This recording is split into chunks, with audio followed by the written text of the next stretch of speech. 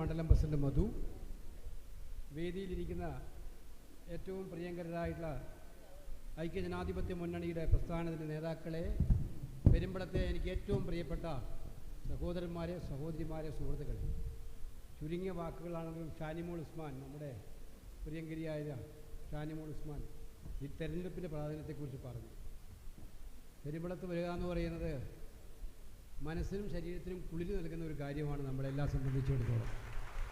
ഞാനിങ്ങനെ കായലിലൂടെ വന്നുകൊണ്ടിരിക്കുമ്പോൾ തന്നെ ഓർമ്മകളിങ്ങനെ വന്നുകൊണ്ടിരിക്കുകയാണ്. ഈ ദ്വീപും ദ്വീപിലെ ജനങ്ങളുമായിട്ടുള്ള ആത്മബന്ധം. കഴിഞ്ഞ 2 തെരഞ്ഞെടുപ്പുകളിൽ 14-ലും 9-ലും വളരെയേറെ സ്നേഹം തന്ന് പിന്തുണ നൽകി ഏറ്റവും ശക്തമായി പിന്തുണച്ചവരാണ് നിങ്ങൾ ഓരോരുത്തരുമെന്ന് ഞാൻ വളരെയേറെ നന്ദിയോടെ സ്മരിക്കുകയാണ്.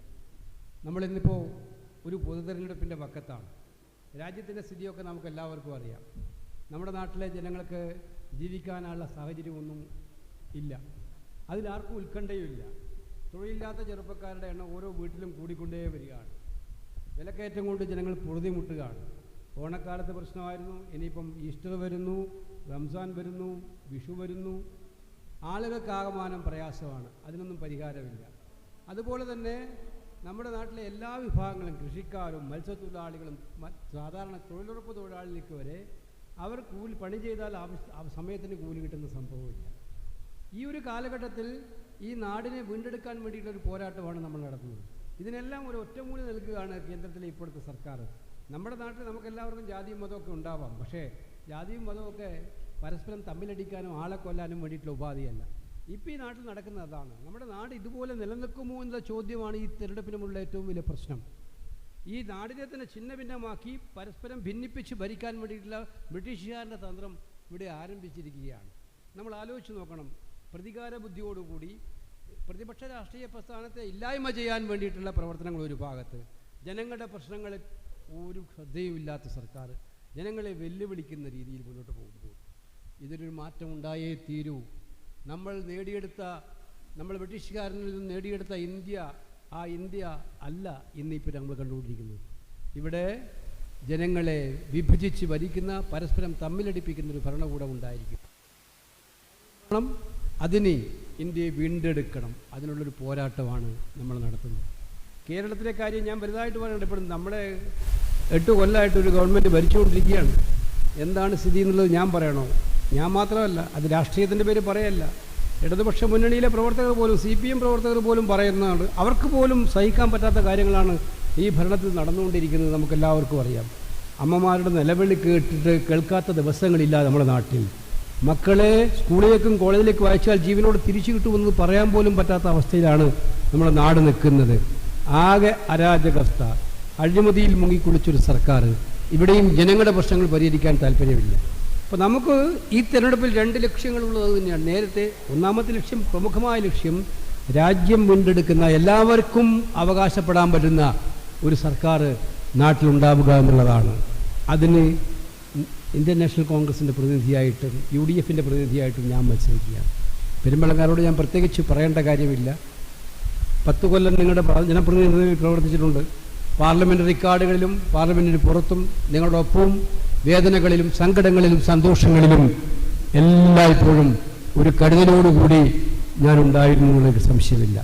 പെരുമ്പളത്തിലായാലും അരൂരിൻ്റെ ഏത് പ്രദേശങ്ങളിലായാലും ജനങ്ങളുടെ പ്രയാസങ്ങളും ജീവിതത്തിന് അനുഭവം ഉണ്ടാകുമ്പോൾ മുന്നോട്ട് വന്നിട്ടുണ്ട്. വികസനത്തിന് വേണ്ടിയിട്ടുള്ള പോരാട്ടങ്ങളിൽ, നാടിന് മാറ്റം വേണ്ടിയിട്ടുള്ള പോരാട്ടങ്ങളിൽ സംസ്ഥാന സർക്കാരുമായി കൂടിച്ചേർന്നുകൊണ്ട് ബൃഹത്തായ പദ്ധതികൾ ആവിഷ്കരിച്ചിട്ടുണ്ട്. നമുക്കറിയാം. അതുകൊണ്ട് ആ പ്രശ്നങ്ങളെയെല്ലാം ഞാൻ വീണ്ടും ഇവിടെ ആവർത്തിക്കാൻ ആഗ്രഹിക്കുന്നില്ല. ഒരുപാട് പദ്ധതികൾ, പൂർത്തീകരിക്കപ്പെട്ട പദ്ധതികൾ നിങ്ങളുടെ മുന്നിലുണ്ട്. ഇപ്പോൾ വികസനമെന്ന് പറഞ്ഞ് അവകാശവാദവുമായി പലരും വരും. പക്ഷേ ആ അവകാശവാദങ്ങളെല്ലാം ജനങ്ങളുടെ മുന്നിൽ എന്താണ് എന്നതിന് ചിത്രമുണ്ട്. വികസനം മാത്രമല്ല, ജനകീയ പ്രശ്നങ്ങളിൽ, ഓരോ ജനങ്ങളെ ബാധിക്കുന്നതായിട്ടുള്ള പൊതുവായ പ്രശ്നങ്ങളിൽ എല്ലായ്പ്പോഴും ഇടപെട്ട് പ്രശ്നത്തിന് പരിഹാരം ഉണ്ടാക്കാൻ പരിശ്രമിച്ചിട്ടുണ്ട്. ഒരു കാര്യം ഞാൻ നിങ്ങൾക്ക് ഉറപ്പു തരുന്നു. നിങ്ങളുടെ മുന്നിൽ എൻ്റെ അനുഭവമുണ്ട്, നിങ്ങൾ ഓരോരുത്തരുടെ മുന്നിലുമുണ്ട്.